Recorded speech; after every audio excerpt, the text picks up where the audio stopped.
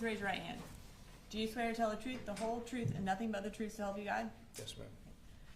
Can you go ahead and have a seat, and then tell us your name and go ahead and spell it for the court reporter. All right. I am Donovan Chase Boyd, Donovan, Boyd, B-O-Y-D. Okay. And what do you do? I am one of the sergeants for the school resource officers. So I supervise over half the county, depending on which semester we're in. And are you with the Bexar County Sheriff's Office? Yes, ma'am. Okay. So as a sergeant, you said you supervise half the county. Tell me what you mean by half the county. So we have the county split up into north and south as far as the number of schools that we have. So there are two sergeants. One of us is on the north side, and one of us is on the south side.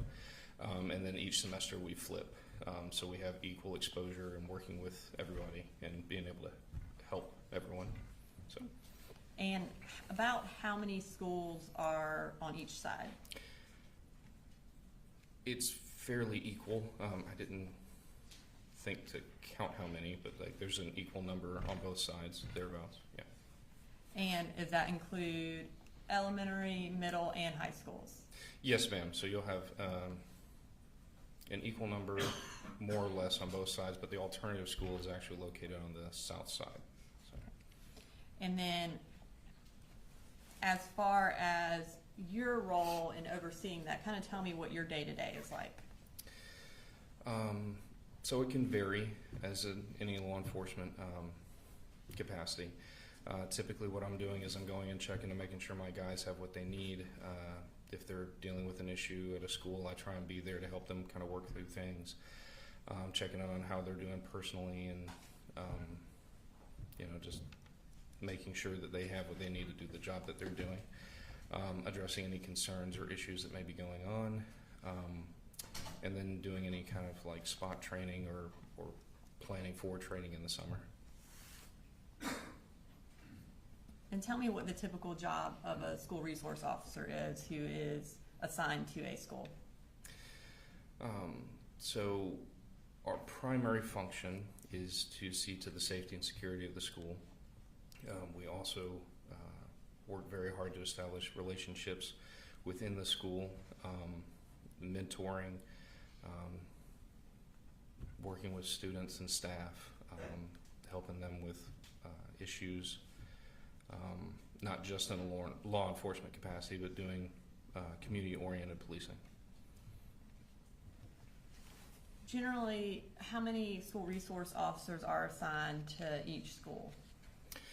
So each high school has two, and we are currently in the process of getting one in every middle and every elementary school.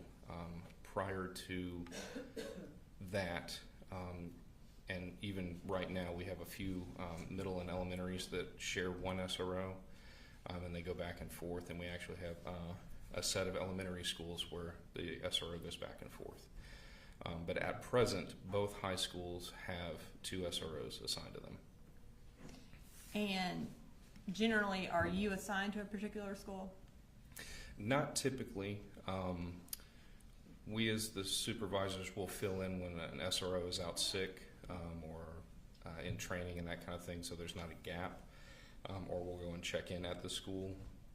But we're typically not assigned to a school per se. Back in September of 2024, were you in your same role as sergeant over the school resource officers?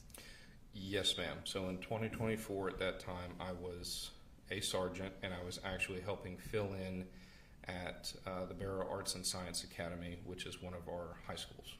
Okay. Is that also known as BASA? Yes, ma'am. Okay. And in addition to filling in as a school resource officer at BASA, did you still go around to other schools? Yes, ma'am.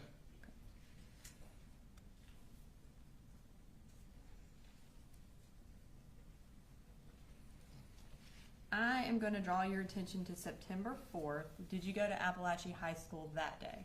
Yes, ma'am. And were you, at that point, temporarily assigned to BASA as well? Yes, ma'am. Okay. What brought you to Apalachee that day? So that morning I was actually going to meet with one of my police explorers to give him a Bible. He participated in a Bible study that we do on Thursday nights, and he didn't have one at that time, so I was bringing him one. I actually went to the ROTC bay and dropped it off there, and I was also going to, while I was there, check in on the 2 SROs assigned there. And what is the Police Explorers? So the Police Explorers is through the Boy Scouts of America, or Scouting as it's known today, and it is a program for students and juveniles between the ages of 14 and 21 who have an interest in law enforcement. They can learn from us, and we do it once a week in a like training type capacity. And so you indicated that you went to the ROTC office to drop that off. Can we pull up the full map? And I'll just have you, if you could look and tell us where on there the ROTC is. Oh, goodness. There should be a pointer up there after you kind of orient yourself. Yeah, sorry. It's weird to see it in this format versus walking through. Use this? Yes, sir. Okay. All right. Just for the record, is this 3.2? This is 3.1 for the record. Right. Sorry. Oh, gosh. So the ROTC bay is going to be right in here, I believe, if I'm looking at this correctly. And do you remember approximately what time you got to the school that morning? If I had to guess, it was somewhere between like 9:45, 9:50-ish, maybe. And you indicated you wanted to check in on your 2 SROs who were assigned to that school. Who was assigned to the school at that time? Deputy King and Deputy Matherly. After dropping off the Bible at the ROTC bay, what did you do? As I recall, I went back to the atrium. Do you want me to point to Yes, that? yeah, that'd be great. So at that point, I went to the atrium here, and I ended up meeting with Deputy King. He was briefing me a little bit about a potential issue at the school, and we were also discussing, as I said, we do Bible study on Thursday night, so we were actually standing there talking about what that topic was going to be. So you and Deputy King were in the atrium. Did you know where the other school resource officer was at that time? No, ma'am. Okay. And when you say you ended up meeting Deputy King there, did y'all just kind of happen to run into each other? I don't recall exactly if I met him there or on this hall here, but we made our way back to the atrium, as that's kind of a centralized hub where everyone kind of passes through and moves through. So that's kind of a natural place that we tend to gravitate to at that school. So you indicated that he was briefing you a little bit on the situation that was going on. Do you remember what he told you? As I recall, they were trying to locate a student that had expressed that they were... And Judge, I think this would be hearsay at this point, unless Deputy King plans to testify. If he does, then... Yes, Deputy King is testifying next. Okay, that's fine. Withdrawn? I'll withdraw. Okay. Would you like me to continue? Yes, Sorry. go ahead. Okay. So he was speaking with me about how there was a kid that they were trying to locate that he had ended up leaving the classroom. And I believe that And I'm sorry, he was coughing. I couldn't. What? I'm sorry. You said you were locating him, and then I couldn't hear the next part. They were trying to locate a child that had left one of the classrooms. And again, my understanding was the student had requested to go to counseling. So they didn't make it to counseling, so we were just trying to figure out where the kid may or could have been. Did you have any information that that student had made any direct threats or had any sort of firearms at that time? No, ma'am. Okay. All right, so before we go any further into September 4th, I want to briefly talk about your trainings and protocols as related to locking down a school. Yes, sir. So in a case such as what you had on September 4th, where a student has not made any direct threats, but is missing and you're trying to locate him, what protocol do y'all generally follow? So for us, if admin is asking us to help look for a student, we will look in bathrooms, hallways, depending on where the student's coming from. We try and look kind of in the general area of where they may be roaming from to where they're trying to get to, without any additional indications of anything like that. It's not uncommon for students to take longer than anticipated to go from one point to another. What is a hard lockdown? So a hard lockdown is where everyone,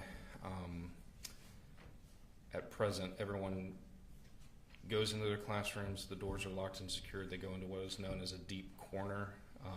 So they are as invisible as possible.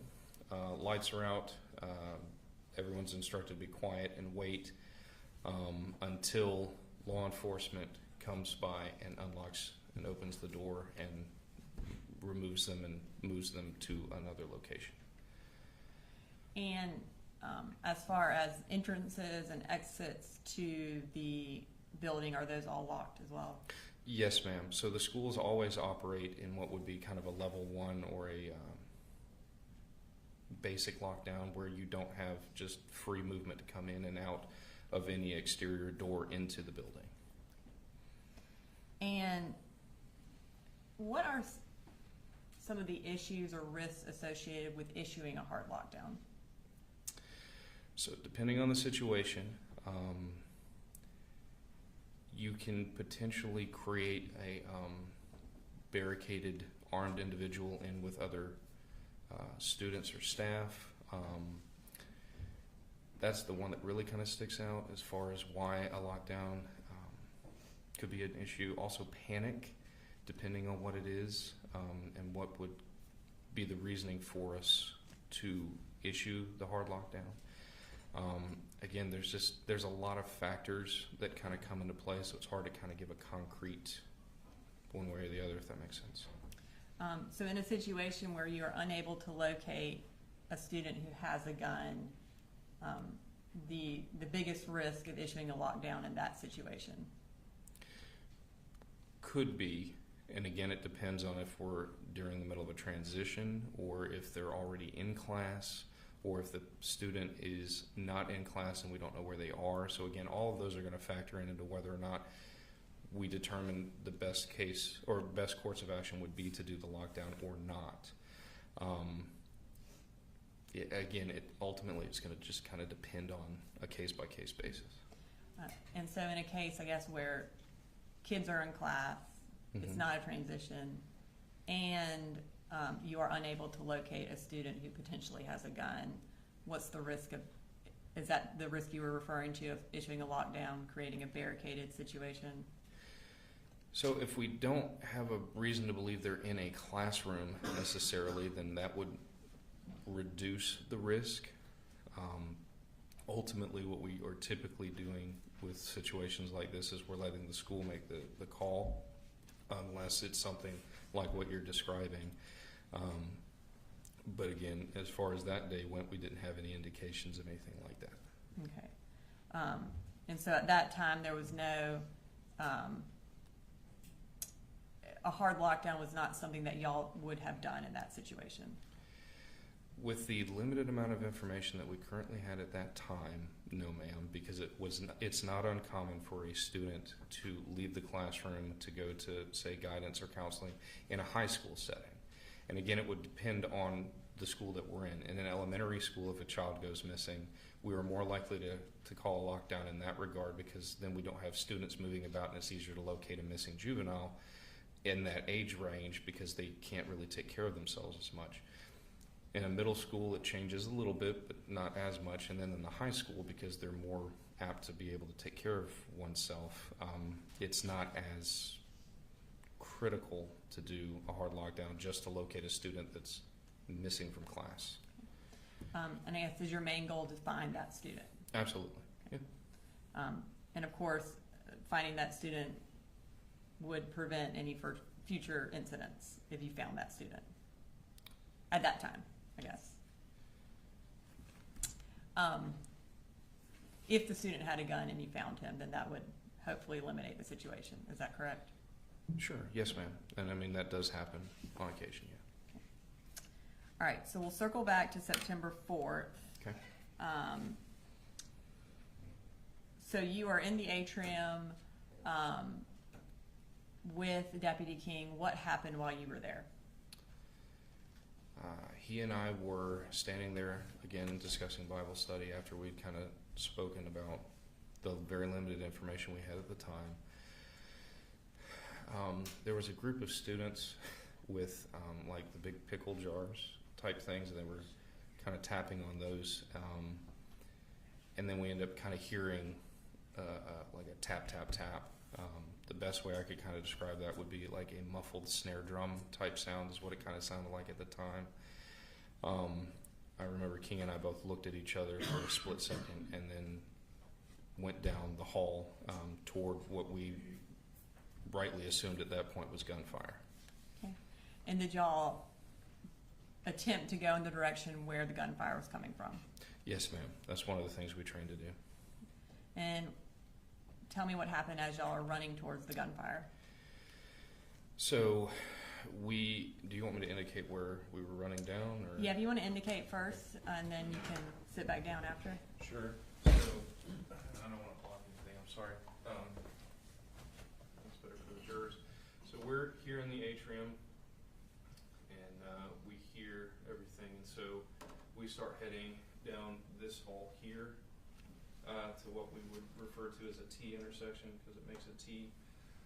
As we're coming down this way, as I recall, I got on the radio to let dispatch and other units know that we had an active shooter at Apalachee High School, and we just continued to that T intersection.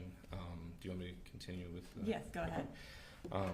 Once we got to this T intersection, there was a slight pause as we're listening, because there was a brief moment where we didn't hear gunfire. And so we're trying to orient and see which direction to go, because again, you have two options. Then we round the corner. And when we make the turn and turn right down the hall, Deputy King and I are presented with a lot of smoke and dust in the hallway.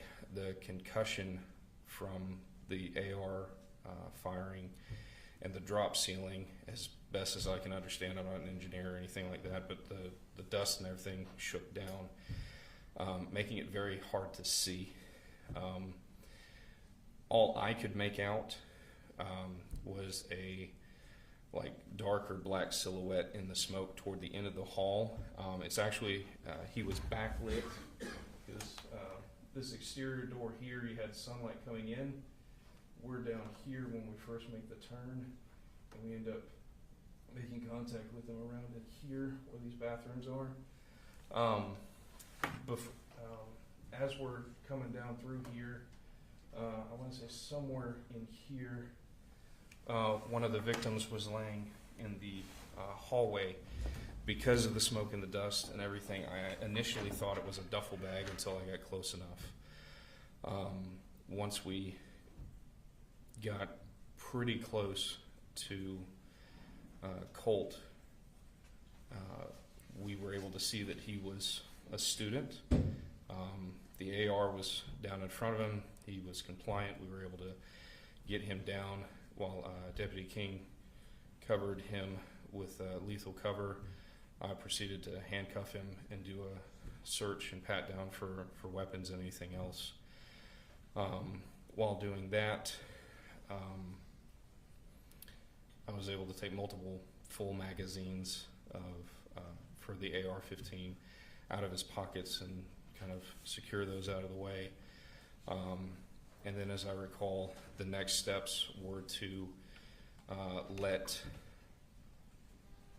dispatch and the other deputies know what we had, where we were at, and what we needed, so we could start responding to everything else. that was going to need to be addressed after. So as you indicated, as you round the corner, you saw a black silhouette. Yes, ma'am. What did y'all, at that point, did you know it was who y'all presumed was the shooter? No, ma'am. What did y'all say as you round the corner and saw that?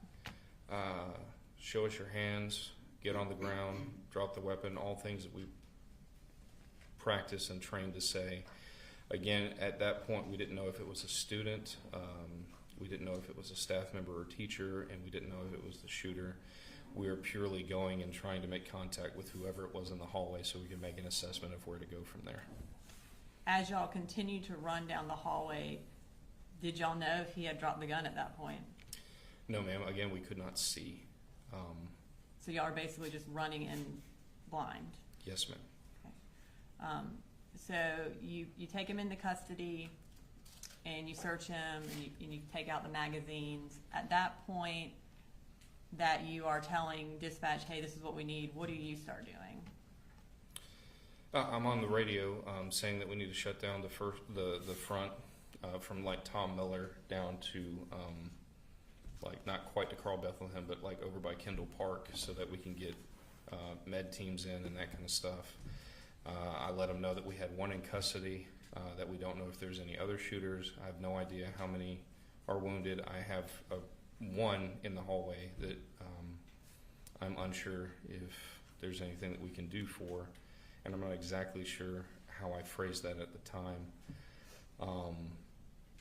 And at that point, we're just kind of holding the hallway because it was just King and I at that moment having to hold. So we're having to hold here, which is terrible to try and do with two people. Because again, we don't know, sorry, we don't know if there's any additional threats at the time. So we're having to try and hold, and we have to keep control of Colt, and we're responsible for him at that point once we took him into custody. Excuse me. A short time, and it felt like a long time, but a short time later, Deputy Cook responded from Heyman Morris, and he helped us hold things until additional units got there. And were additional units there pretty quickly? Yes, ma'am. I would say that they were there very quickly. I do recall the colonel, sheriff, Jeremy, one of the firefighter guys, with one of our RTF teams, got there very quickly, and they were in there and they started working through and triaging and figuring out who needed assistance and things, so we were able to get people out pretty quickly. And RTF, does that stand for Rescue Task Force? Yes, ma'am. Yes. So when more individuals get there, more law enforcement get there, and you're no longer having to hold kind of the scene with the shooter, what did you do? So at that point, we were going to have to systematically sweep the school and check the condition of everybody and start evacuation processes. As SROs, all of us in the unit have universal keys that work for all the school buildings. So when we started forming the teams up to go, I had a set of keys. So I started going and clearing with a group of some of our guys, but we had so many people that responded from all over the state. So we had people from Gwinnett and Commerce and GBI and FBI and GSP, but we went through and started the systematic, methodical clearing or static clearing of the building at that point. And then you indicated you weren't, at that point, sure if there were other threats. Correct. Is that something else you were looking for to make sure that there were no additional shooters in the building? Yes, ma'am. We never assumed that the singular threat that we've dealt with is the only threat until we do a sweep and subsequent sweeps of the building to make sure that there isn't someone else who is either waiting or is actively doing violence. And on this particular day, were there potential threats at other schools as well? So during the process of clearing Apalachee for the second or third time, I don't exactly recall where we were in that because of the building I cleared multiple times. We were getting reports of threats against other schools, like Winder Barrow was one of those. So at that point, they took people from Apalachee and started sending them out to the other schools to sweep them and make sure that they were good. At that point, Deputy Good, who had come to the scene and was the SRO the previous year, he and I, who were at Bassa normally, left this school and went over to Bassa and cleared it and held things there until I came back later in the evening. I don't have anything further. Thank you. The defense may have some questions. Just a few things, thank you. Good morning, Sergeant. Morning, sir. How are you? Great, thank you. Just want to ask you a few questions. You gave a statement to, I think, David Kissinger, GBI special agent, shortly after the incident. Is that right? It was that evening, yes, sir. Okay. You remember indicating to him that you arrived about 10:30. Sure. I don't exactly recall the time, no, sir. I don't want to put any words in your mouth. No, I'll I be get glad to show you if you'd like one. No, and I believe you have no reason to think that it's Do you not. recall it was about that time, though? Sure. Okay. And you indicated to us that you were having conversations. Was there more than one person there that you were talking with? In other words, was an assistant principal there at that time? I don't recall. Don't recall. How long were you there before you heard the first shot? I'm not sure. I wasn't keeping track of it. Well, were you having conversations when you heard the first shot? Yes, sir. I was speaking with Deputy King, as I recall. And Deputy King had indicated to you that they didn't have a description of this young man that Correct. you were looking for, correct? Mm. Did he indicate to you that that Ms. Harris had emailed Lisa Butler at 8:56 telling her that this is somebody that y'all need to check up on and look at? Not that I recall, no, sir. Did the assistant principal give you any information about this person? Not that I recall. So the only information that you got was from Detective King that there was somebody that y'all needed to look for? Deputy King, as far as I recall, yes, sir. Okay, but you didn't know what they looked like? No, sir. Did he indicate to you that he had already been looking in any of the bathrooms or anything? As I recall, yes. Okay, and do you recall which bathrooms he said he had looked in? No, not specifically.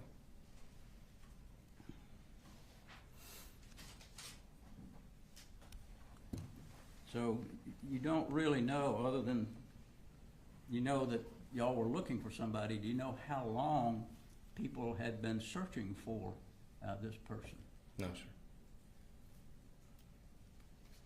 So if there was an email from Ms. Harris to counselor at 8:56, it would have been about an hour and a half before the shooting. Is that right? I guess if it occurred around 10:30 and you're saying that the email was at 9, then yeah, I would think the math would, an hour and a half. Thank you. Yes, sir. Nothing further from the state, Your Honor. May he excuse?